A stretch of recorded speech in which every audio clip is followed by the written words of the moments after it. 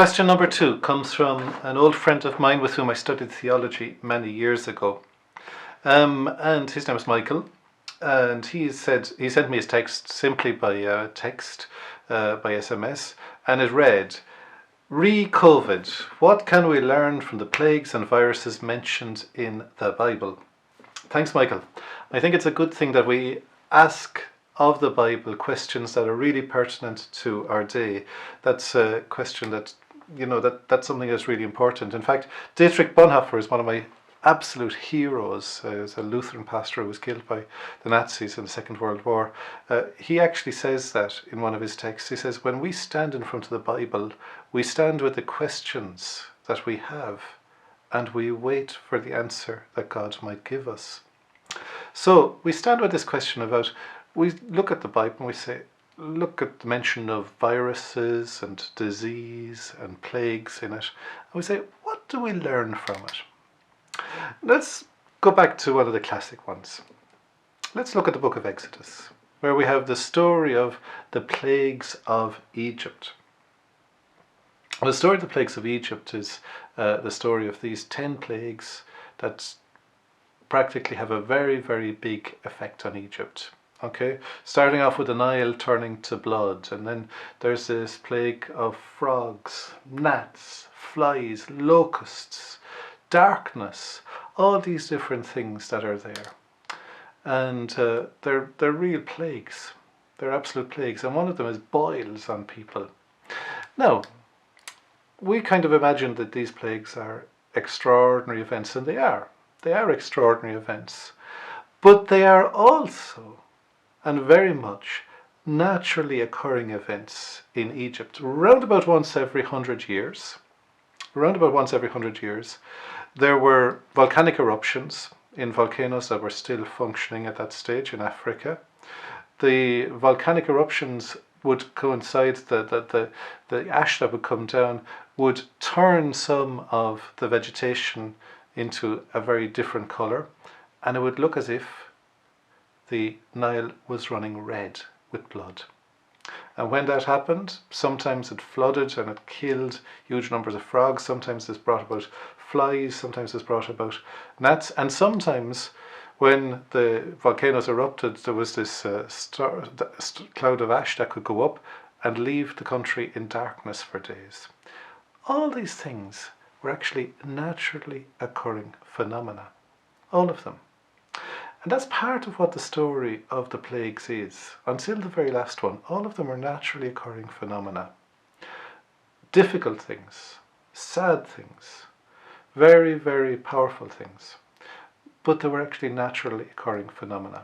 Now, the Bible itself gives us a key to understanding these plagues in Egypt. It gives us a key in Deuteronomy 6:22. Now, Deuteronomy 6:22 is a text that is a teaching text. It's a text that invites us to look back on the plagues and look back on the things and see in them signs and wonders. Let's have a read of it. Deuteronomy 6:22. The Lord displayed before our eyes awesome signs and wonders against Egypt, against Pharaoh and all his household. Now, I think that's an interesting text, because when the Bible itself looks back on the story of the plagues in Egypt, okay, it sees what are actually naturally occurring phenomena, but which are really difficult phenomena. And it says, see them as signs, okay? But it does this in the context of Deuteronomy 6, which begins with a reminder to Israel of its relationship with the Lord. And within Deuteronomy 6, we also have what is very much the heart and the prayer of the Old Testament, called the Shema. Hear, O Israel, listen, Israel, the Lord your God is one Lord, and you must love him, and he will look after you, and he will take care of you. And this is what we call the covenant relationship. And this is one of the most powerful manifestations and articulations of it. And it calls us to look at, and just to bring this into our modern sort of talk, look at what's happening around you. Look at the signs and wonders that are happening all around you. But look at them in the context of your relationship with God. And it's a relationship of what they call achav, which we call sometimes love. Okay? But it's not a romantic love. It is a disposition of real goodwill. A disposition of genuine, deep goodwill.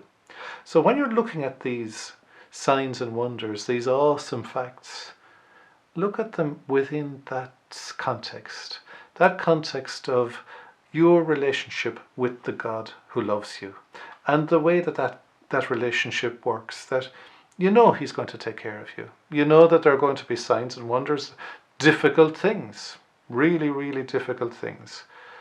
But allow those difficult things to happen within that relationship whereby you will love the Lord your God, and you know He will ultimately look after you. And that's the key, I think, that the Bible gives us to understanding something of these plagues of Egypt. Now that's one beginning of an answer to this wonderful and dreadful time that we live. That it's a sign and a wonder, and we have to stop and think about it a little bit within the relationship with our God. But let's look at it differently. Let's look at it from the New Testament. Let's look at it from Christ's talk to Christ's reaction and action towards those who were lepers. Now, leprosy is a strange disease. Modern leprosy is practically died out, but it still exists in certain places. However, the leprosy that was rampant in the ancient world was really much more of a skin complaint. It was a skin complaint that discolored something of the skin of the people who got it. And once they got leprosy, the biggest thing was that they could no longer participate in the liturgy. They could no longer participate in the public worship. They could no longer participate in that at all. We sometimes think, and they probably were separated somewhat from others around them. Perhaps not as dramatically as we often imagine, but they certainly couldn't participate in the public worship. And that was a big thing. As long as they were lepers, they couldn't participate in public worship. And touch was something that wasn't really allowed. If somebody touched them, they became unclean, and they couldn't participate in the public worship either. And there was nothing that you could do to overcome this. Under normal circumstances, if you became unclean, you could offer some kind of sacrifice and overcome it. But with leprosy, no, you couldn't do it. However, we have a very interesting text in Matthew 7. Now, it's placed in a very interesting place too. But we'll have a little read of it first. Matthew 7.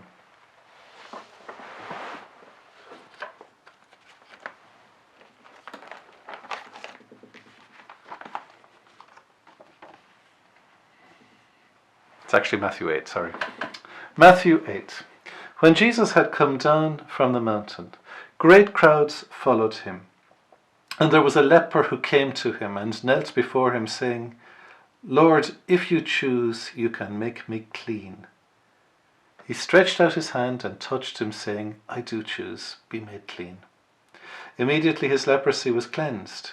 Then Jesus said to him, See that you say nothing to anyone, but go, show yourself to the priest, and offer the gift that Moses commanded as testimony to them. Now, do you see what's happening there? Okay, and this is actually quite important. Okay, do you see what's happening there? First thing, Jesus, after coming down from the mountain, okay, what happened on the mountain? We had a Sermon on the Mount, the Beatitudes and the new law of love. Okay, that was in words. That was in words. The Beatitudes, the new law of love, in words was given. Now he's come down from the mountain, and that new law of love is taking effect. It's taking effect in action. And it's taking effect in action by going outside of where worship normally happened. And Christ does two things, if you notice there. He says, first of all, he touches him. He touches him. He touches the leper. Now we kind of have all these things about he'll touch the leper, it's a great act of compassion, a great act of kindness. It's more than that. More than an act of compassion and kindness, okay? It is more than that. It's an act of bringing this leper into the living worship that is part of what this new law actually is. And you see what he says at the end? He says, go and make the sacrifice. Go and make the sacrifice.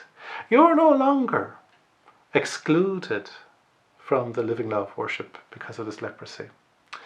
Now, I actually think that's actually terribly important for us in this moment, because we're all excluded from liturgy. We're all excluded from worship at the moment. We're all outside the temple at the moment. Okay? At the moment, every Sunday I celebrate Mass in front of an empty pews, in front of an empty church. I speak to people who aren't there every single Sunday. And many of you join me and things like that.